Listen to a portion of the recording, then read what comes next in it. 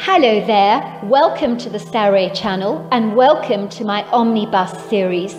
I've got so many of these omnibuses that are going to come out so that you'll be able to listen to an hour's worth of stories, which I know you're going to love.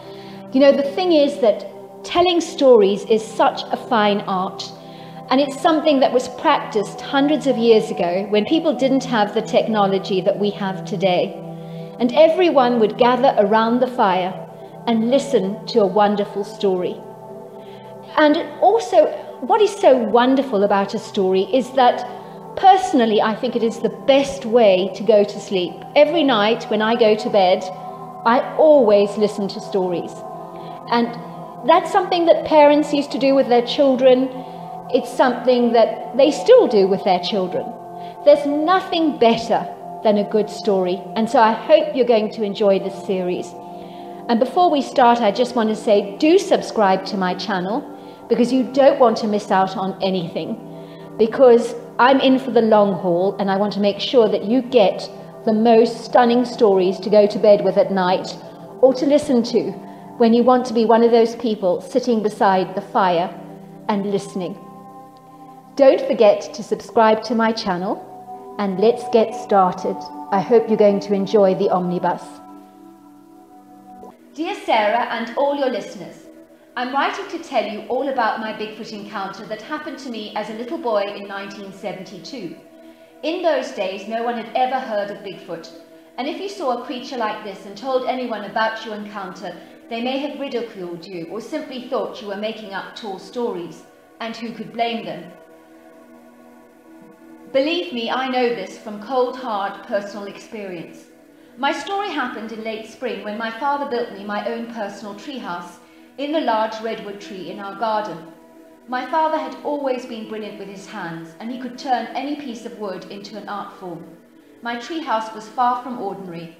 It was large and spacious, and my father also made me furniture to go in it, which included a double bed, a small bookcase, a table and chairs, and small cabinets for storage. So as you can imagine, it was a very special retreat for me and my friends to spend time together, away from the hawk eyes of my parents. In those days, we did not have internet, and so much of our time as young boys was spent playing outdoors, and naturally my treehouse was very popular with my friends. One day a friend came to spend the night with me, and I asked my parents if we could spend the night in the treehouse, and they agreed. My mother prepared us snacks and drinks and gave us an oil lamp to use for lighting and a couple of torches. I will leave the outside light on, she told me, so that at least it will not be too dark for you, because it can be menacing when it's too dark, she said.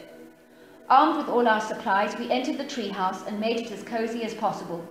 I made up the double bed so that Robert and I could have a good night's sleep, and we filled the bookcase with Enid Blyton novels and books about hunting, and then we settled in for the night. This is so cool, said Robert, and so are your parents. My folks would never let me sleep outdoors like this. It was not long before the sun began to set, and it became dark very quickly, and suddenly I was extremely grateful for the outside light my mother had left on, because it really made the darkness, as she had said, a whole lot less menacing, and I could see the area around our garden pretty well. Wow, it's quiet, Robert remarked. He was right. I'd never heard it so quiet before, and it seemed chillingly airy. There were no coyotes howling in the distance, no owls hooting, and no crickets singing, and surprisingly enough, I heard no dogs barking either. Soon we grew tired and settled down on the large double bed, and before long we fell asleep until we heard a loud rustling sound in the garden. It sounded like someone or something big was walking in our garden. But what? We peered out of the treehouse and could see something moving across our lawn. It was like a large black mass that almost looked humanoid in its appearance. What is that thing? I asked Robert. Whatever it was very big.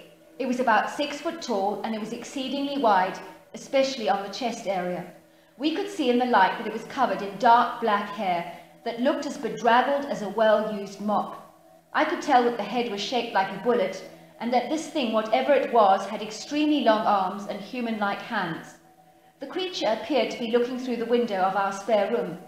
I could see him squashing his face against the window and peering in. I knew that my mother's Scottish terrier slept on that bed, so it was worrying me that the creature was staring in at him. Were dogs on his dinner menu, I wondered. I could hear the dog yapping.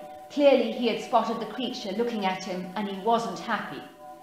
Once the dog started to yap, the creature immediately scurried away and moved gracefully with large strides towards the wild overgrown area at the back of our property that was scattered with ubiquitous trees. Let's follow him, I urged my friend. I want to see what this thing is. Did you see how large he was? That's the problem, said Robert. Supposing he's dangerous. We just make sure he doesn't see us, I said. Aren't you a teensy bit curious about this weird animal? I would rather not follow him, said Robert. Whatever it is, it looks creepy. Do you think the famous five would be afraid to follow this thing? I'm sure they'd want to find out what it was, because uncovering a mystery was what they were all about. And this is a true mystery if ever I saw one. My bribery did the trick and worked like a charm.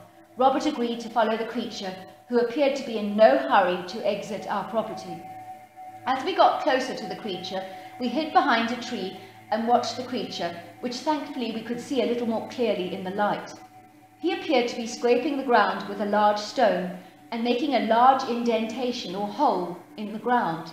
He then started squatting over the hole and proceeded to poo.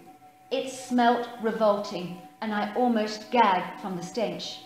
The creature then covered the ground with sand and leaf litter and got up again.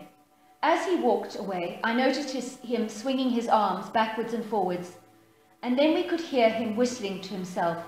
It almost sounded like the creature was very chilled, easygoing, and pretty happy. Come, I whispered to Robert. I think this thing is harmless. Look, he whistles just like a human. Let's keep following him. Do you not want to see where he goes? As we followed him, we crouched beneath the long grass and lowered our bodies so as not to be seen, but Robert was not as careful as me, and he gave the game away by crunching some broken twigs on the grass. Suddenly the creature's head turned around, his eyes darted to where we were crouching in the grass. For a moment, all three pairs of eyes just locked in a huge stare. I think the creature looked surprised to see us and almost did not know how to react. I got the impression that he was unprepared for the encounter as we were. For a moment there was a long silence, and then the creature just turned and walked away with large 5-foot strides that increased in pace, and then he just seemed to disappear and almost vanish before our eyes. I hasten to say that not for 1 second was I afraid, and neither was that creature. I truly believe he would never have harmed us. Robert and I were so excited by what we had seen that day, and we spent the rest of the rest of the night sitting up and talking about the creature. The big question on our minds was, what had we actually seen? We had never heard of a creature that looked like this. It was almost as if the creature was like a humanoid ape, and it appeared to be highly intelligent and also incredibly strong, muscular and big. And I had felt a weird, unwritten connection with the thing, whatever that was. I did not see the creature again, but I did ponder over the years what I had seen that night in the treehouse. I had told my mother about the experience, but I could tell by the way she looked at me that she thought I was making up stories, which was incredibly frustrating because she should have known me better than that. Strange things happened on our property from time to time, which made me believe that the creature came around occasionally. We once found a turkey carcass on the ground where all the feathers had been neatly placed in a large pile, which my parents thought was quite bizarre. We also found vegetables were being pinched from our garden from time to time, and every year our orchard apples on the trees would disappear from the branches to as high as 8 feet off the ground. My mother never minded about that, because she would never have used the apples anyway. But she did always wonder who the apple thief was. It was only in more recent years that I discovered that we had seen a Bigfoot, so I feel privileged to have seen one, and I do know they exist. We were lucky that the Bigfoot we saw was not aggressive, because our encounter could have been very different for us if he had been. Hope you enjoyed my story. Dear Sarah and audio listeners, I was working in the police force in the Smoky Mountains close to Pigeon Ford and the town of Gatlinburg. In those days it was even less built up than it is today. With the tourism industry booming so much in recent years, There's been a lot of heavy construction development here.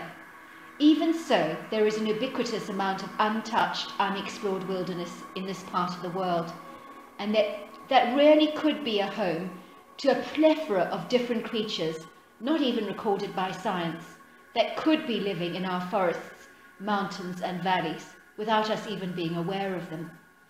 It was in the early 80s when I had my first Bigfoot encounter, which was one of the most terrifying experiences I ever had, and I never in my wildest dreams imagined that I would share my story with anyone, but it seems that I'm finally eating my words.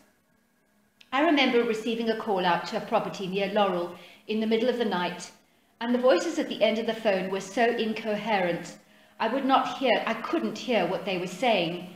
It sounded like a woman was hysterical about something, but what I couldn't fathom. I decided to drive out to the property to see what was going on. I was greeted by two sisters in white nightgowns, both speaking at once in terrified voices. "Calm down," I said. "I cannot hear a word you're saying. You need to speak one at a time, otherwise I'm not going to hear either one of you." We were sitting by a fire in the living area. We were just talking and catching up with our homework, and we heard this thunderous noise. It sounded like someone heavy or big outside our house, and we heard this huge sneeze. We looked up at the window and we saw this hairy, chunky-looking creature staring at us, and it had bright red eyes. He looked so black and dark and big, and we were terrified. He made the most horrific growl, like nothing I've ever heard before. It was truly terrifying, officer. "Where was your mother when this was going on?" I asked. "Oh, she's upstairs. She's fast asleep. She suffers from insomnia, you see, so she takes these heavy tablets so that sometimes it is difficult to wake her up." "I did try," said the younger sister, "but she was too groggy to really listen to us. She just rolled over on the other side and continued to sleep." "That's not good," I said. "You really do need adult supervision with a scare like that. Are you sure that no one is playing tricks on you?" "No way," said the older sister. "Officer, this thing was real. I know it was." "Where did it go?" I asked. "Well, we went out with the rifle," said sister, "and we saw the black thing running away. Officer, you can't believe how fast this thing was. It was like looking at this huge blob of black that was here one minute and gone the next. It was that fast." "I will look over your property to see if we see any signs of activity, or we'll see if he's around. Are you sure it wasn't a bear that you were seeing?" "Absolutely sure, officer. That face was most definitely not a bear's." "No way. I know what a bear looks like." I was in the process of inspecting the property when the two girls started screaming and running towards me. "Our mother has vanished. There's no sign of her anywhere. I think that thing, whatever it was, that creature, has kidnapped her." Now I was also frantic, just like the girls, and I tried to remain level-headed and calm. The mother had vanished into thin air, and I needed backup at once, so I immediately called the police force and asked for more people to come out to the property. I decided to run into the wooded area of the property where I was sure the thing had more likely escaped to. The woods were a perfect place to hide, I thought. Yet if the children's words could be trusted, I had no clue what or whom I was chasing. I did have a fleeting thought that this might very well be a prank that the mother was involved in as well, and her disappearance was all part of a big party trick. I brushed those feelings aside, telling myself to take this case seriously, and if it did turn out to be a hoax, well, at least, that was that. But I had to take this seriously, even though everything about this case seemed incredibly far-fetched. I have to say the woods were menacing that night, and even though I had my torch with me, the ambience of the forest was cold, dark, foreboding, and unfriendly. I almost felt like an intruder in the forest who was not welcome, and I felt as if there were eyes on me, and it was a very intimidating feeling. The forest was so large and the leaf litter so deep. Where was I to start looking? It was like being caught up in a maze and not knowing which way to turn. Suddenly I saw a white feminine arm sticking out of the leaf litter. It caught my attention because of the whiteness of it, and it was against a large walnut tree. I rushed over to the body, half expecting it to be dead, but the woman was just in a deep sleep and was lying there so drugged it was impossible to wake her up. Those were some sleeping pills, I thought. I tried to shake her, but she just groaned and rolled over and continued to sleep. What was she doing here in the middle of the forest in this unconscious state? Had this dark creature that the girls claimed to have seen really been responsible for this? I truly had no answers to any of my questions.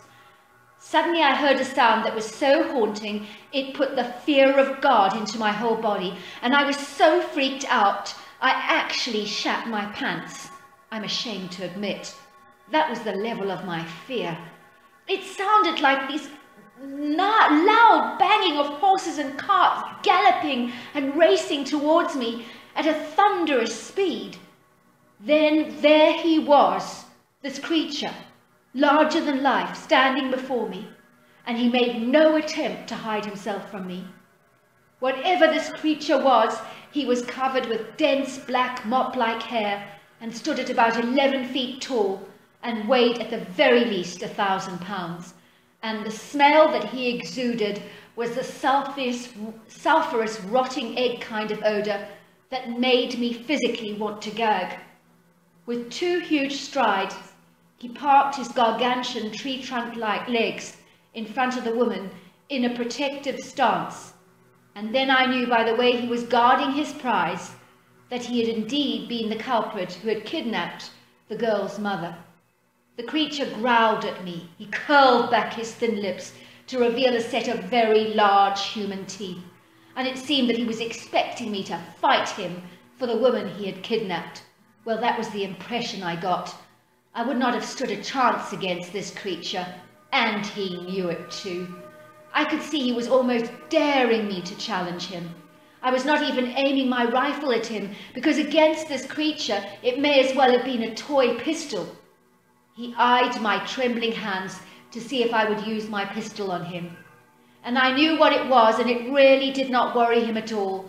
It was like there was a smugness to him, because he knew he had all the trump cards, and come what may, he would be the ultimate victor. I stood there feeling totally helpless, vulnerable and afraid, not knowing what my next action was going to be. I knew he was waiting for me to make the next move, and he was eager for me to make it, so that we could fight each other. That's what he wanted. I could feel it in my bones.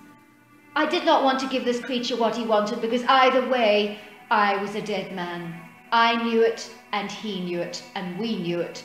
So if there was any time to be courageous, now was the time, and now was the moment. I suddenly remembered that I had a can of pepper spray in my pocket, and I quickly retrieved it. Suddenly I sprayed the creature's eyes with a fine, fiery mist, and the creature coughed violently and spluttered and let out the most horrendous scream that was just too terrible for words. He was clutching his eyes in pain and fled through the forest, sounding like a herd of trumpeting elephants, and all the while he continued to scream. I just stood there, hardly daring to believe I was still alive. I was shaking so much with terror that it took me a while to compose myself. Then I finally lifted the woman up in my arms and carried her home, planting her safely back into a cozy bed, much to the relief of her 2 grateful daughters, who were so glad to see their mother alive. "What happened?" they asked. "Did you see the monster? Did you see the creature we saw? Do you know what it was?" I told the girls what had happened in the forest, and as they listened to my story, their eyes just grew as wide as saucers. "Officer, you could have been killed. You took such a risk just for my mother.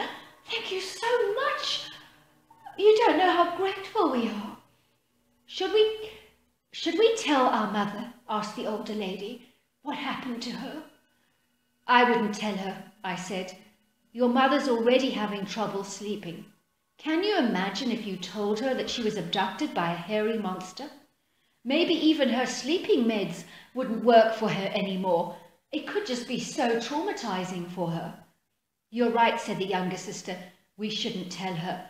That might really just be a very bad idea. Suddenly we heard my backup team of police officers arriving on the scene with guns at the ready. They're a little late, I thought privately.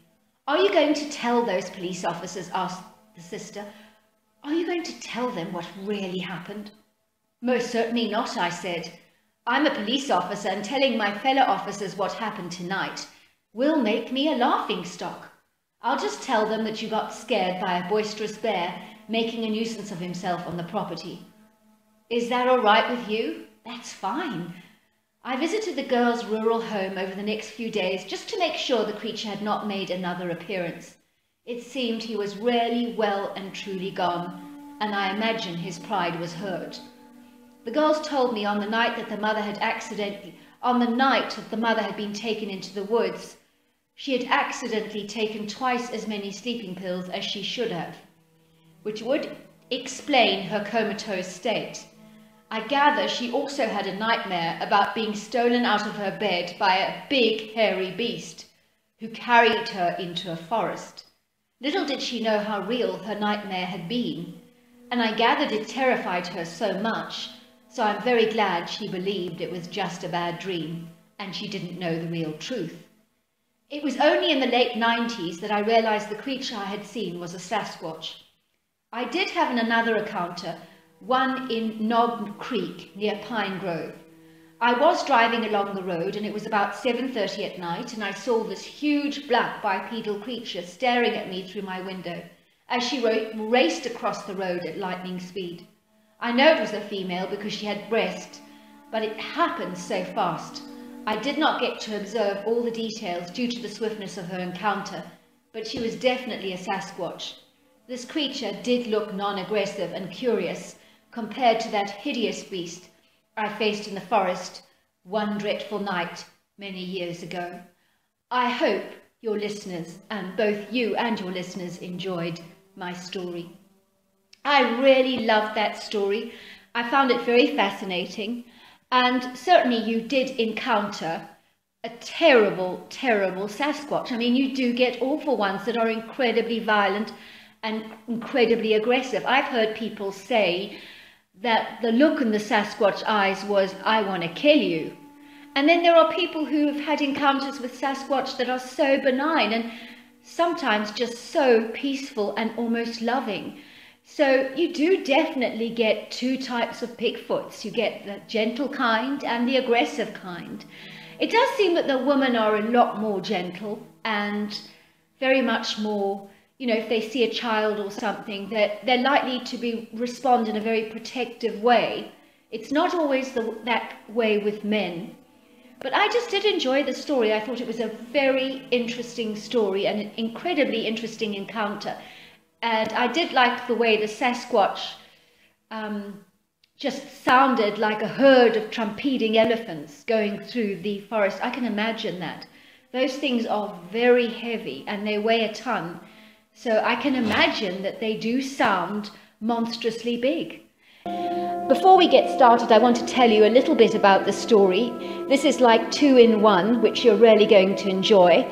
We start off with a young girl who actually has a British mother and an American father, and she lives in England and then finally emigrates to America, where she has her Bigfoot encounter. But the encounter that she has in England is in fact a ghost encounter. So this is a very special story and I think you're going to enjoy it. So let's get started. Dear Sarah and all your listeners, my name is Ashley Jenkins, and I'm writing to tell you about 2 curious occurrences that happened to me growing up. In some bizarre way, they are related because of my ghost experience. I rarely became open to alternative realities and began to realize that our lives are not as clear-cut as we may think they are. I realized that there was so much more to our reality than just what we think and what we can physically see. And so I assure you, after this, my first supernatural encounter, I was definitely not one of the doubters as far as Bigfoot was concerned. I was open to the possibility of absolutely anything, which in a strange way gives you so much freedom in your life, because you are free to explore even improbable things with an open mind. And that is incredibly liberating. So on with my story. First of all, I would like to tell you that I'm half English and half American. I was born in Hampshire in England to my English mother and my American father. When I was 12 years old, we moved to a beautiful English country cottage in the heart of the Hampshire countryside. The cottage was over 400 years old, so it had immense character and charm, and the English love their historic buildings. The stone cottage, covered with its red rambling climbing roses and flourishing purple wisteria, really gave you the feeling of stepping back in time. Beautiful large-style French windows were ubiquitous in every room in the house, enabling the interiors to be light, fresh and airy, as well as offering the most ravishing views over the beautiful meadows beyond. The front door was painted in a bright red enamel, which rarely brought out the colours of the masterful stonework that had stood the test of time. The cottage was listed as a Grade 2 historic building, as no modern alterations could be done to the cottage without seeking planning permission first. The garden was very small and quaint, with a few apple trees dotted around the place here and there, and it was fenced in by a wicket-style fence that consisted of 2 wooden panels. It overlooked the most beautiful backdrop of rolling hills, stunning and glorious meadows and forest. On many occasions there were beautiful racehorses in the field belonging to the lord of the manor, who lived in a huge mansion behind us. He was fanatical about racing his thoroughbreds, which were among the most magnificent regal horses that I have ever seen. I always remember giving them polo mints, which they loved, and apples from my tree over the fence. They really had the loveliest personable natures. Sometimes the lord of the manor let out the field to a neighbouring farmer, and then we would have sheep in the field, and that was also fun. On one occasion I even got to raise a little lamb on a bottle, and it was the cutest thing I'd ever seen. He grew up believing that he was a dog, as he followed our dog Oscar everywhere he went, and imitated him to the top in everything he did, like catching a ball, lifting his leg over a bush to pee, and rolling over in delight to have his stomach scratched. When I returned the lamb to the farmer, he was amazed to see that the creature gravitated towards his own working sheepdogs and ignored the other sheep in the field, because he thought he was a sheepdog too. So the farmer raised him as one of his dogs, and he even assisted them in chasing after the other sheep. I gather he remained a happy member of their family for many years. Luckily for him, he avoided ending up as a tasty leg of lamb on the dinner table.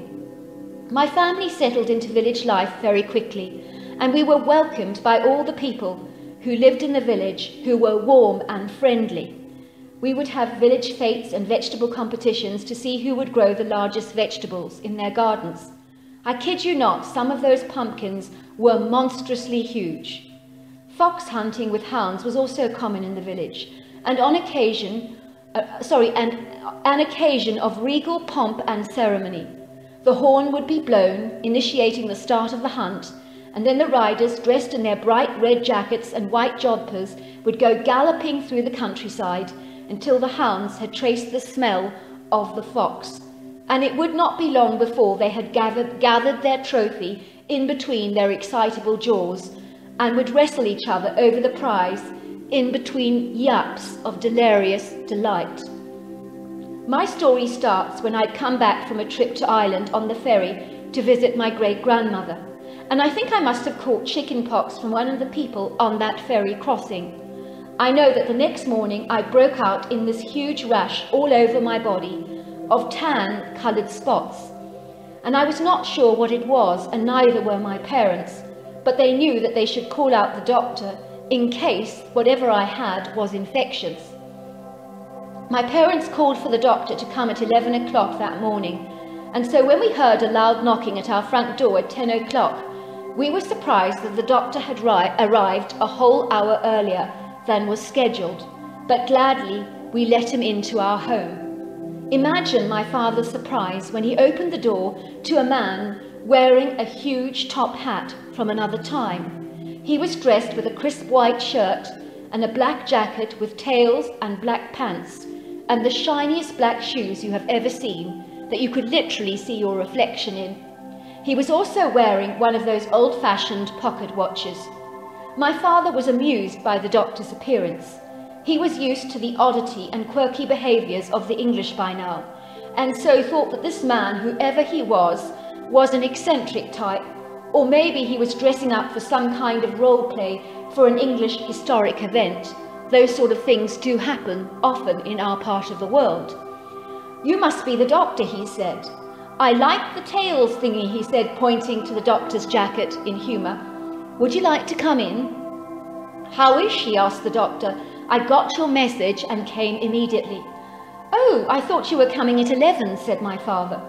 "Our daughter is covered all over with brown spots, and we are just a little concerned about her." "All in good time," said the doctor. In his hands he carried an old-fashioned doctor's case. He entered my bedroom with a huge smile. "How is the patient?" he asked, touching my forehead with his hands. When he did that, I felt a rush of cold air go right through my whole body, and I did remark on how cold his hands were. He examined my spots and told me that I had chicken pox, and that it was very common and could be very serious if you did not look after yourself. "Chicken pox? Common?" asked my father in surprise. "I thought we had eradicated it with all the advances in vaccines. Should she have not been vaccinated from it?" The doctor did not reply. Instead, he opened his strange suitcase and proceeded to examine my ears, and asked me to open my mouth so that he could look at the back of my throat. "Say ah," he said. "Ah, say ah, ah." And he looked into the back of my throat with a weird-looking instrument, but such that I have never seen before. "Just make sure you give her plenty of fluids, lots of fresh chicken broth, and plenty of rest. You cannot go out until you are no longer infectious. That will be all," he said, and with that he tottered out of the house and vanished. The next thing we knew was that someone was knocking on the door. "Not again," groaned my father. "Who is it now?" My dad opened the door to a gentleman wearing a white doctor's coat over his clothes. He told my baffled father that he was the call-out doctor for my 11 o'clock appointment. "We have already seen the doctor who came out to see my daughter at 11. He diagnosed her with chicken pox." The doctor was perplexed, his forehead wrinkles furrowed, with an expression of confusion on his face. "I don't understand that. I'm the only one on duty for call-outs in the Hampshire area this morning," he said, looking completely floored. "What did you say this person looked like? Maybe I might know him." My father described the doctor who had attended the earlier appointment with me. "You sound like you're talking about a ghost," laughed the doctor jovially. "There's no one working for us that looks remotely like that. Are you sure someone is not winding you up or playing a joke on you?" "I hope not," said my father, ushering the doctor inside and looking extremely bewildered. The doctor examined me and confirmed the previous diagnosis from the first doctor, and that I did indeed have chicken pox. Imagine my shock when I found out later from my next-door neighbour that the doctor that visited me had been dead for many long years. He had died in 1924 on the 21st of February. I even got to visit his gravestone in the local cemetery, and there it was. His name was William Gladstone. He had lived in my neighbour's house during the Victorian times and would perform house calls within the Hampshire area. My neighbour showed my family a picture of the doctor, and it was the very man who had visited me the day that I was sick. I remember he was as real and lifelike as you and me, and that is what astonished me most. And his hands had been cold to the touch, but they were physically real, and that is a promise. How was this possible, I wondered? I was also to learn that this very same doctor had indeed visited 2 other people in the village when they fell sick, and they had had very similar experiences to me. I only saw this Victorian doctor one more time. He was walking along the village green at about 6 p.m. in the evening. I knew it was him. I recognized him in his top hat and tails. And then he just vanished before my eyes. That was the final confirmation for me that this man was indeed a ghost, because nothing just vanishes before your eyes like that. When I turned 14, my parents moved to North America, where we bought a beautiful cabin in the Tennessee countryside. I adored and loved my new life in America, and the locals there were so warm and friendly and welcoming to us in our new abode. It was not long before I heard someone talking about a person in the area who had seen a Bigfoot and was making fun of them by saying it was all a load of tot. I immediately asked him to explain to me what Bigfoot was, because at that stage I'd never heard of the creature. He told me in detail about the so-called hairy man, but was adamant that they did not exist. I was not so sure, because my mind was open, as I told you before, to any possibility, especially after my astonishingly ghostly encounter a couple of years before. One night in our home, we heard whooping sounds coming from the wooded area of our land, and I was excited because I thought it could be a Bigfoot. My father told me not to go and investigate because he knew my curious nature. I was not about to listen to my dad. I never have when I'm being stubborn about something, but I waited for him and my mother to retire to bed. Later that night, when the house was quiet, I could hear my dad's loud snores. I slipped out into the woods wearing my nightgown with a pair of sneakers, and I carried a torch in my hands. It never even crossed my mind to carry a shotgun, probably because I come from England initially. I've never been afraid of the dark either, or really anything for that matter. All my life I tended to gravitate towards boyish things that just were so much more exciting for me, because boys are always adventurous, and I loved that. It was a dark evening and very quiet compared to normal, and I was surprised to hear that there were no crickets singing, but nothing on this earth would have discouraged me from the eager hope and expectation that I might even catch a glimpse of the elusive hairy man. As I approached the woods, I definitely heard wood knocks, and that made me extremely excited. I was now almost certain Bigfoot had to be around, and while I did not want to face a confrontation with the creature, I just wanted to see one with all my heart. The ground of the forest floor was covered with gold leaf litter and pieces of broken twigs, so it was exceedingly difficult to walk without making a noise. But believe me, I tried to be as quiet as I possibly could, which was far from easy, because the forest was so silent you could have heard a pin drop. Suddenly I heard someone whistling, which surprised me because I did not expect a human to be in the woods at night, and I did not know that Bigfoots could whistle. I could hear them walking as they crunched the leaves beneath their feet. I took the opportunity to hide behind a tree so that I could steal a glimpse of who was coming. I switched off the light of my torch and stood against the trunk listening. The person, whoever he was, continued to whistle, and he sounded heavy and large as he moved. He must be a big guy, I thought, whoever this person was walking around in the woods at night. It was most peculiar, but having lived in England for so long, I knew about eccentricities and oddities more than most. So a weird guy taking a late stroll in the middle of the night was not completely off my radar after all my experiences. I could hear that the person had entered the area close to where I was hiding, and I peeked at him expecting to see a man, and imagine my surprise when I discovered I was looking at a larger-than-life Bigfoot. I cannot begin to tell you in any words how thrilled and excited and overwhelmed with joy I felt.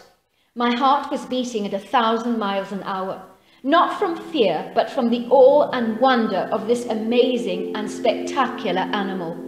It was dark in the forest, but the gaps in between the branches from the fallen leaves gave me some light, because it was late autumn and it enabled the moonlight to come through the trees. And that was when I got a good glimpse of the creature. He was about 6 foot tall, I think, and he had a bullet-shaped head, and much to my surprise, he did not appear to have any neck. It was like his head was stuck on those massive shoulders, which was peculiar. I noticed the torso was big, and I could tell that he had the flattest stomach ever, slender hips, and very strong, lean, muscular legs. He was covered in hair, but there were areas on his body where you could see the underlying grey skin, like on parts of his stomach, his knees, and his face. I could also see his genitals, so I knew he was a male. I could not see the details of his face, but I did detect some red eye shine. Suddenly I heard a knocking sound coming from further in the forest, and the creature answered by slapping his hand against the wood hard. It was amazing. It seemed only moments later that another Bigfoot appeared, but it was standing in a spot that was way too dark for me to see it clearly. It just looked like a large, shadowy mass of black. I could hear the two creatures chattering together non-stop, backwards and forwards, backwards and forwards, backwards and forwards, and it sounded like a language that was spoken very fast. The creature, I could see, clearly took 3 dead rabbits from the other creature and carried them by their legs upside down and proceeded to walk back into the forest. And they chattered all the way like they were enjoying an amazing conversation. I will never know whether they knew I was hiding there or not. Anyway, whether they did or didn't, I'm glad that they ignored me, because a one-on-one encounter, even for me, may have been a little intimidating and overwhelming. So there you are. Those are my 2 stories that made me a believer of the unexplained and supernatural. And one thing is for sure, I know that Bigfoot is real. I hope you enjoyed my story. I just want to say that that was an amazing story. I love the fact that we got introduced to the English lifestyle and then we go into an American lifestyle, and 2 very different encounters, both which were absolutely extraordinary. I really loved the visitation of the doctor coming to see you and being larger than life and being real, and the fact that other people in that village had experienced the very same thing that you did. That was amazing. And the fact that you actually got to see a Bigfoot and believed in him without doubting, that in itself is incredible, because that takes faith. And maybe that's what we need, is to have a little faith and an open mind. Hello there. Welcome to the Saroy channel. I've got a very grisly, very scary story for you right now that, if you're into that kind of thing, is going to be just up your alley.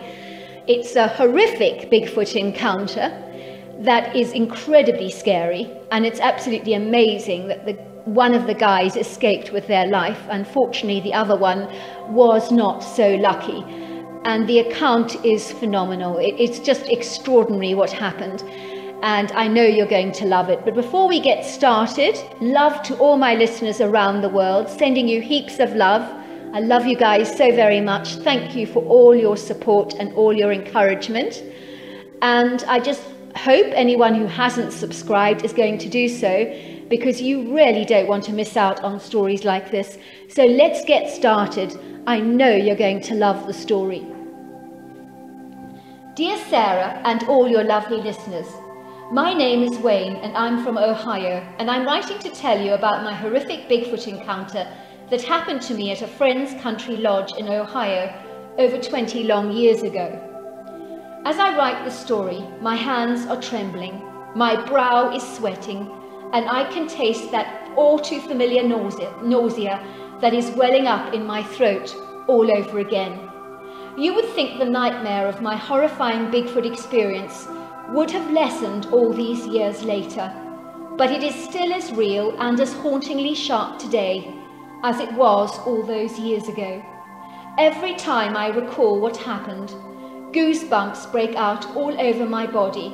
and the hair on my arms starts to stand up on end, and that is no exaggeration. My story begins in the fall of 2000, when my buddy James and I decided to go on a hunting excursion at our friend's country lodge, who had acres of pristine hunting land filled with ubiquitous trees, gorgeous shimmering silver lakes, ponds, and beautiful lush green valleys and meadows, not to mention the glorious rolling hills. I was told that there was a great deal of large hefty deer on this property, and I felt extremely excited about the prospect of taking down a big white tail. I loved big game hunting, as it made me feel like an accomplished hunter taking down a big trophy. Nothing in this world gave me a greater thrill than the grand anticipation I was feeling about the exciting day that lay ahead of me. It was early in the morning when James and I made our way to the large hunting stand, which was placed in an ideal location overlooking the magnificent silvery lake, where all the animals would congregate to drink. It was so beautiful getting up this early in the morning and waiting for the sun to rise, as we drank warm cups of hot chocolate from our thermos flasks and enjoyed the cool breeze enveloping us and blowing against our faces. It truly was a glorious morning, and I could feel the rising spikes of anticipatory adrenaline pumping in my veins as I envisaged myself taking down a whitetail with a perfect shot and ultimately accomplishing my goal. I just knew in my gut today I was going to succeed, and I could hardly wait for the day to begin. James and I decided to go and relieve ourselves behind a couple of bushes a fair distance away from our hunting stand. The reason for this is the smell of our fresh urine could alert the deer to our presence, and I did not want that to happen. I was quietly cursing myself for not being better prepared. It would have been preferable to bring a bottle to pee in, which was something we would normally have done in order to keep our scent safely under lock and key. So armed with our rifles and with the help of our torches, we went for a long walk far away from the deer stand. As we were walking, we suddenly heard the sound of a very hefty person walking through the brush. They sounded like they weighed well over half a ton. As far as we knew, there were no other hunters on this private land, so who in the world was this intruder? We wondered if there were some unlicensed hunters on the property, which was a worrying thought. Suddenly I noticed the look on James' face. His startled blue eyes grew as wide as saucers, and his terrified face registered a look of impending doom. All the colour had drained from his usually tan skin, and he looked as white and as pale as a ghost. I could see his whole body just shaking uncontrollably. What on earth is wrong with him, I wondered. Something monstrously big is following us, he whispered. This thing is huge, he cried out in fear. I caught a glimpse of this hideously large form in the undergrowth, and it has the hugest red eyes you have ever seen. Suddenly all was very still for a moment, but the momentary quietness put my nerves on edge and made me feel distinctly uncomfortable. I could feel my heart thundering through my chest as I sensed a pair of predatory eyes on me. When I looked around, I could see nothing, but I knew instinctively that something hideously evil was watching us, and a feeling of insufferable dread tormented my entire being. All I can say is this all-consuming heavy energy that this unseen creature exuded nagged at my whole body, telling me to run as fast as I could, and as fast as my legs could possibly carry me. I involuntarily reached for my rifle, but James stopped me by squeezing my hand tightly, with a deeply concerned look on his face. Try not to use it, he begged me. I think whatever this thing is that is following us could do his nut if we shoot at him. I do not think our rifles are a match for this creature. Suddenly my friend and I started to spontaneously run, as our instincts told us that this was our only way of escape. Then we heard the creature running behind us in eager pursuit. and we knew by the sound of those thunderous legs that this thing was as fast as a cheetah. Suddenly we slowed down, and then it did too. And when we stopped, it stopped too. And when we moved, it moved too. I have never felt such palpable fear in my entire life, and I have not ever seen this creature, but my senses warned me that our lives were in perilous danger, and I was caught in between a rock and a hard place. Should we run again, I wondered? Should we stand still and see what happens, or should we just shoot at this thing? I decided against James's wise advice, and I decided to unload my rifle by firing some warning shots at the unseen creature. Surely even a predator like this would be scared off just by the noise of my rifle, I thought. James looked mortified as he watched me unload my bullets into the brush, aiming haphazardly at anything that might just be our pursuer. James' terrified eyes kept pleading me to stop, but I didn't, against my own better judgment, which I regretted later. The creature, whatever this ghastly thing was, thundered through the undergrowth like a herd of angry elephants. Finally he stood before us, larger than life, and neither James or I were prepared for this monstrous, hideous foe that stood before us. I could not believe what my eyes were seeing, as it seemed like the creature from my worst nightmare had taken on a life force all of its own. This foul creature was gargantuan in size, and never in all my born days have I seen anything so hideously ugly and so monstrously evil. I would say at a guess that this creature was over 1,000 pounds, and that is not even a slight exaggeration, and he was about 8.5 feet tall. He had the most massive chest I have ever seen, and I hasten to say that even the world's most successful bodybuilders would look puny and pathetic next to him. The creature was covered with thick black hair that almost had a navy tinge. That is how dark he was. The areas around his knees and groin were less hairy, so his massive genital appendages were clearly visible and hugely threatening, as this creature was positively oozing excessive levels of testosterone, which only heightened his aggression towards us. I will never forget the massive arms of this creature and those huge shoulders that supported his cone-shaped head. As far as I could tell, this creature had no neck to speak of. As for the ugly face, it was hairless, with thick rhino high-textured skin, a flat pug-like nose, a nasty, evil-looking thin mouth, and eyes that glowed the brightest red that I have ever seen. He was formidable. The creature's red, hostile eyes were enjoying our fear as it glared at us with the most intense hatred that I have ever witnessed in all my life. I shat my pants in that moment as the creature let out the most dreadful growl that would make a tiger's aggression seem like a pussycat's purr. I wish there were words to describe that growl, because it belongs with the sounds of the damned and the cursed in the very fires of hell. I kid you not that the vibration of that sound put the fear of God in every part of my body. Never had I been this afraid or terrified in my entire life. I could hear my mind screaming at me, "Run, you fool! Run! Run now! It's your only hope you have!" Yet I could not listen to the higher voice in my subconscious mind, nor its wise counsel. Instead, I stood there frozen to the spot, seemingly unable to move or even budge a single muscle. Little did I know that this could have been my saving grace at that moment.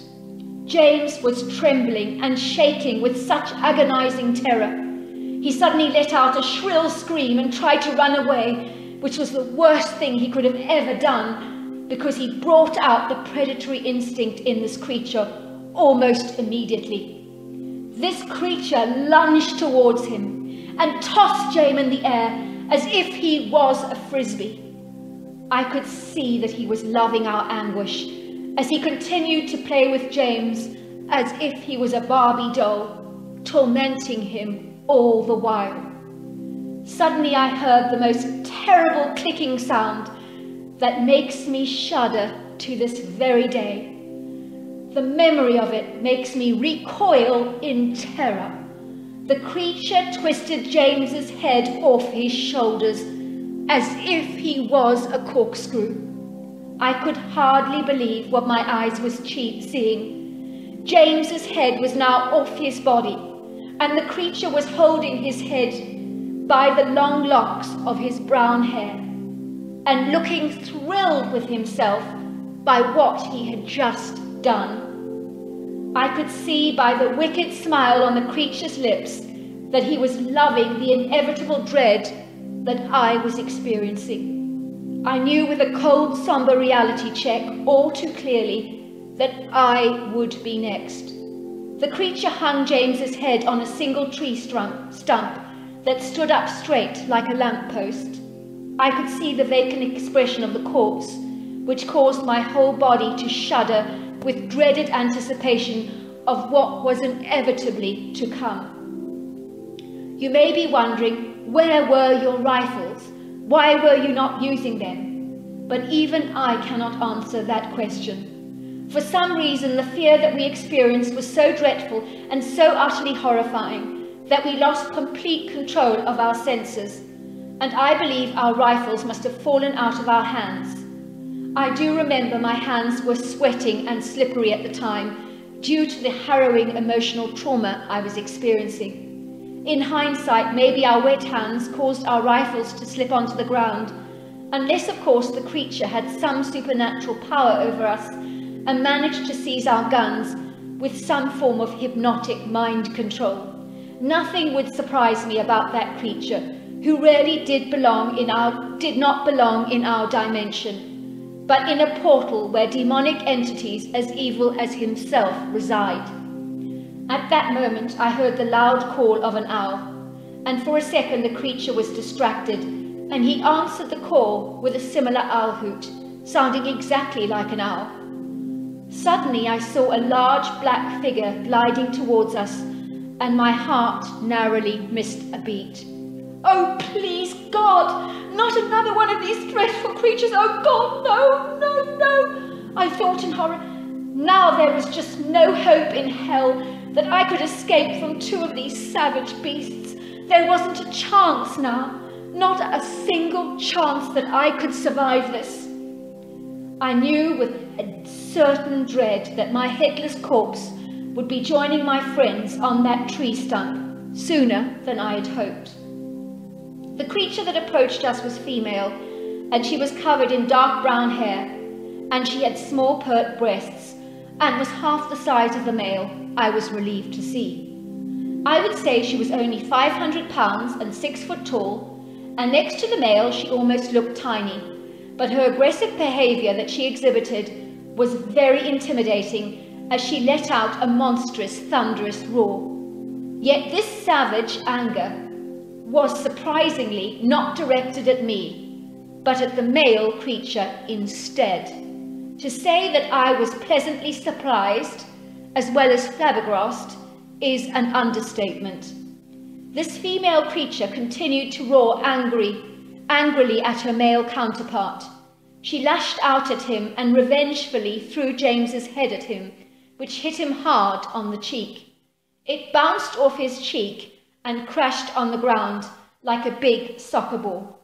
Then she started to chatter furiously at him, and the tone of her chatter was one of senseless anger. Fearlessly she charged at the male, kicking him in the groin with one of her huge thunder-like legs, until this formidable apex predator whimpered out in pain and grabbed his crotch with his monstrous human-like hands. I saw the male hanging his head in shame, as if he'd been told off for misbehaving. It seemed this formidable creature was no match for the female, who had him firmly under her control, and that was evident to me. The male looked humiliated, belittled and embarrassed by the female's hold over him, and obediently proceeded to follow her lead down the grassy valley like a frightened puppy dog. Maybe there was a God after all, I thought, and some insane sort of divine justice, seeing this brazen big creature experience a moment of deep humiliation which would have been a blow to his oversized ego. Never in my wildest dream did I think I would live to see another day. Salty tears of relief poured down my face, and believe me, I never cry. I could not believe I was still alive. The reality that James was dead hit me like the hugest blow, and he had died in such a horrendous way, in such terrible circumstances. I was devastated at losing one of my very best friends that I had ever had. I made my way to my jeep as fast as I could, and trembling I fired up the engine and drove to the police station. When I got there, I could not speak for several hours because nothing would come out of my mouth. I was completely tongue-tied and numb from the whole experience, so the police sent me home. When I got home, I went to bed and crashed for many long hours. It was only the next morning that I was able to share my horrifying story with both my sister and brother. When I told them about the creature I had seen, my brother believed the creature I had encountered was a Sasquatch or a Bigfoot. He had never believed in the existence of such a creature, but he knew by my rattled state and by my character that I was not going to make up a story like this. He got on the phone to call a friend of his in the force and told me he'd taken care of everything and I was not to worry. He had told the police what had happened and called James's parents to deliver the dreadful news of his death. The police went out to recover James's body, and I was far too traumatized to attend the funeral a day or so later. I found out later that my brother had told the police that we had been subject to an attack by a mountain lion. I saw the heading on the newspaper which showed a picture of James, and it was titled, "Two men caught up in the fight of their lives with a savage mountain lion at Vinton, Ohio area," or something like that. "Why did you do that?" I asked my brother in horror. "For your own protection," said my brother. "You have been traumatized enough by your story. The last thing you need is the ridicule of disbelieving police officers." So there you are, that's my story. And even today, the harrowing memories of my ordeal haunt my worst nightmares on a regular basis. I am undergoing trauma counseling, which has helped me a lot. I am always thankful for the female Sasquatch that dragged that monster away from my impending fate. In short, she saved my life. Why, I will never know, but it gives me comfort to think that she gave the male a taste of his own medicine.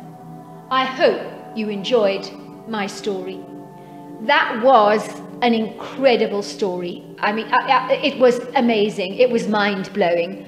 I don't even know what to say. I'm just speechless, really. It was quite a story, an absolutely incredible story, and so devastating that you lost your lovely friend James in such a macabre and dreadful way. I don't know what to say. Until next time, goodbye and good night. Hello there, welcome to the Saroy channel. Thank you so much for joining me tonight. I'm so delighted to have you join us to listen to a wonderful story, and tonight's story is particularly lovely.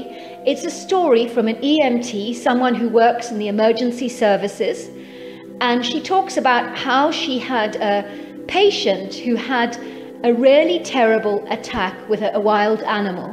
And she found out that this creature that attacked this girl was in fact a Bigfoot. But she didn't believe the girl. She thought the girl was lying or making it up, until she herself saw a Bigfoot when she was on duty in her ambulance. And so the story goes on, and I know you're going to love it. So let's get started. And she calls the letter, "My startling revelation, OMG, Bigfoot is real." So she says here, "Dear Sarah and all your lovely listeners, My name is Frances and I'm from Central Oregon. I'm an EMT worker for accident and emergency cases in and around our area. As I want to remain anonymous, I would like to keep all my details as vague as possible, if you do not mind. I wonder how many of your listeners would have believed me if I had told them a year ago about the COVID-19 pandemic. Would your listeners have believed it if I had told them what was going to transpire around the globe? We would experience mask wearing, social distancing, and even lockdowns, depending, of course, whereabouts we live in the world. I would never have believed it was possible until I witnessed it with my own eyes. The sad reality of human nature is our continuous skepticism and our inability to believe something until we see it with our own eyes. I think people who have faith or religion are more likely to believe in something like Bigfoot because they believe in something that they cannot see, and that belief is called faith. Working as an EMT in the pandemic has been very surreal for me. But for those who have not seen what's going on in the front line, I can understand how it's easy to potentially fail to understand how real this crisis has actually become. So let's get on with my story about the elusive hairy man known as Sasquatch or Bigfoot. I just want to say that I rarely regret my cynicism in believing that this creature did not exist. I was one of those faithless people that I'm talking about that had to see it to believe it, or otherwise, as far as I was concerned, it emphatically could not be true. One day on an accident and emergency case, I had to pick up a young woman of about 22 years old who had been attacked by a wild animal. When I got her on the stretcher and put her in the ambulance, I could see how traumatized the girl was, which was understandable. She was shaking violently and her teeth were chattering as if she was cold, but it was a very warm day. I never forget the way her eyes looked. They had this vacant, faraway look in them, as if she was reliving the horror that she had just been through. The girl was in a bad way because her arm was almost torn off her body and both her legs were badly crushed with multiple fractures. I tried to be light-hearted about the matter in order to cheer up the distressed girl. "Must have been some attack," I said to her. "Was it a mountain lion or a bear?" I asked. "Who did this to you?" The girl paused and looked at me solemnly. "You wouldn't believe it if I told you." I did not hesitate to assure her that I was not the disbelieving type, but in hindsight I clearly was, based on my judgments and fixed beliefs. I believe it was a Bigfoot that attacked me, but it's a long story. I know the expression on my face literally read, "I do not believe you. Bigfoot doesn't exist." The girl looked at me in frustrated resignation. "All right," she said, "it was a bear. It was a bear that attacked me. Are you happy now?" I never thought much about the incident until 5 years later. I was driving down a remote country road to pick up an accident and emergency case. A woman had had a heart attack. When lo and behold, I suddenly saw a big black mass standing on the side of the road, and it had big brown curious eyes. At first I thought I was seeing a bear, but as I got closer to make a turn to the left in the road, I saw the creature extremely clearly, and what I saw was beyond what I imagined even existed here in North America. The creature was definitely a Bigfoot, and I knew that the second I got a closer look. There was no doubt. I would say this thing was 7 foot tall and was exceedingly broad, especially in the upper torso area, which includes arms, chest, and shoulders. The creature did not have a neck, but a big A-shaped head that was like cone-like in its appearance. His grey facial skin was hairless, and he had a flat nose like a pygmy, thin lips, and big bright brown eyes. His whole body was covered in dark brown hair with auburn highlights, but it was not as dense as I would have imagined a Bigfoot's hair to be. The creature was huge, which was why I thought he was a large bear in the first place. I imagine many people may have mistaken Bigfoot for a bear, because it would be easy to do if you were not looking closely enough. I wonder how many people actually have seen Bigfoot and not realized, looked at a bear and thought it was a Bigfoot. I was in too much of a rush to get to my patient, but I did get to have eye contact with the creature, and it was like he was looking through me, giving me the impression he could mind read, but that was probably fanciful thinking on my part. The encounter was over so swiftly because it was a brief observation of that creature. Suddenly my thoughts went back to the accident and emergency case I had experienced with a young woman 5 years earlier who had claimed to have been savaged by a Bigfoot.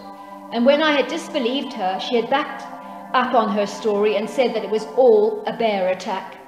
Maybe she really had been attacked by a Bigfoot, I thought. Suddenly I remember the doubt and disbelief I had experienced when she told me her story. I now knew that her initial explanation of what had happened to her was probably true, and I knew I needed to make amends when I was off duty. Not only that, but I was also curious to find out what had led to her attack, and I got a feeling she would not be willing to talk. I was right, of course. The girl remembered me clearly as she invited me into her home and was rather offhand at me. "It's you," she said. "What do you want?" "I want to apologize for not believing you when you told me that you were attacked by a Bigfoot." The girl seemed surprised by my apology, but she continued to lie. "I told you it was a bear attack," she said, "and nothing more. It was a bear that attacked me." "That's what you said after I did not believe you, when you said it was a Bigfoot." "I told you it was a bear," she insisted. "Please just go. I've not got time to just sit and argue. I made all that Bigfoot stuff up," she said. "No, you did not," I said, firmly parking myself on her sofa. "I'm not going anywhere until you tell me your story." The girl looked frustrated. "Why now?" she asked, "after all this time? I do not understand. Are you here to make fun of me or tease me about believing in Bigfoot?" "Not at all," I said, pausing. "I have seen one too, you know, and that's why I'm here, because I believe you now." "Where?" asked the girl. And that was when I told her my story. Suddenly the girl seemed to relax, and then she admitted the truth to me. "It was a Bigfoot," she said, "but if you tell anyone that that is what I said, I will deny it at all costs, and you will be the one that looks like a prize idiot. Do you understand?" I nodded in agreement. "Please tell me what happened," I begged. "I do believe you." Now I'm going to tell you her story in her words, which she has agreed to share with your audience, providing she remains anonymous. "I had been seeing this creature coming into our garden from time to time," she said. "It would happen all so very quickly, so much so that I would sometimes wondered if I had imagined it. I had been seeing all these programs about Bigfoot, so I was terribly excited that what I was seeing could be the real deal. One day in our garden I saw this really huge footprint that was 18 inches, and it was of a bare foot with the toe at an angle, which I knew meant that this creature had never worn shoes. Now I was convinced that this shadowy thing that I saw very fast on a regular basis may indeed have been a Bigfoot. At night I would go into the garden and hear whooping sounds and also tree knocks, so I knew there was something in the forest. On occasion we would hear dreadful screams like a woman being assaulted, and I also put that scream down to a Bigfoot. One day I decided to do my own squatching. That's what they call it in the Bigfoot community, you know. The national forest opposite our home goes on forever and a day. It's absolutely enormous, so the creature could be anywhere. However, that did not deter me or put me off in any way. I was determined to have my own Bigfoot encounter, or at least find more evidence as to his existence. When I entered the forest, I followed the trail of deer scat, because I believed that a Bigfoot would hang around a food source. I ended up in a clearing where there was a creek and tons of deer scat everywhere, and I was thrilled. I then came across this weird tent-like structure, much like a teepee, made completely out of timber. It looked like it was a man-made structure, but it would have taken somebody awfully big to stack up all that timber in the shape of a small tent, and for what purpose I wouldn't know. I looked inside the teepee, or whatever it was called, and there was a large nest in there, big enough for a huge animal to sleep on. And the thing that really clinched the deal for me was that it stunk to high heaven of the skunky perspiration kind of smell. I believed at that moment that I had struck pay dirt, and this was indeed Bigfoot's sleeping place. I could see no sign of the creature apart from things that made me believe that this was indeed his territory. Some of the timber in the woods was placed in such a way that it looked as if some kind of marking of territory or something. It was sort of like a barricade here and a curled tree trunk there. It had all been purposely done. The next day I got up really early because I wanted to spy on the Bigfoot teepee. I was also sure he would be there, and I felt terribly excited. I did not think for a moment that I would be in danger because Bigfoots have so many human-like characteristics. I did not think such a creature would see me as a threat, but I guess I was wrong. Anyway, as I got into the forest, I did think it was awfully quiet. In truth, that level of stillness was a little disconcerting for me. There were no bird calls, and that was odd, because I always hear the dawn chorus early in the morning, but not on this day. Finally, I reached the clearing and the creek and was surprised to see no deer gathering there for their morning drink. I then did a very silly thing that I regret to this very day. I snuck up to the teepee and was thrilled to hear this loud snoring, and it was noisy but also human-like and very nasal. I peered into the nest cavity of the teepee, or whatever you'd like to call it. I could see this large hairy form lying on the ground, fast asleep, inside this teepee. All I could see was this thing was big and hairy, and I wanted to get a look at the face, so I peered closer. I was shocked with what the girl was telling me. I would never be so bold as to go up to an apex predator's nest and peer inside. What happened next? I asked. I saw one eye open, and then another, and it looked as if the creature was shocked and surprised to see me there, just staring at him. I think I would be too, I said. If I was a Bigfoot minding my own business and a nosy human comes along and snoops in on me, I think it would bother me a lot, especially if I was the elusive type, and we know that Bigfoot is. What did he do? I asked. He jumped up out of his nest and let out the most terrifying scream, said the girl.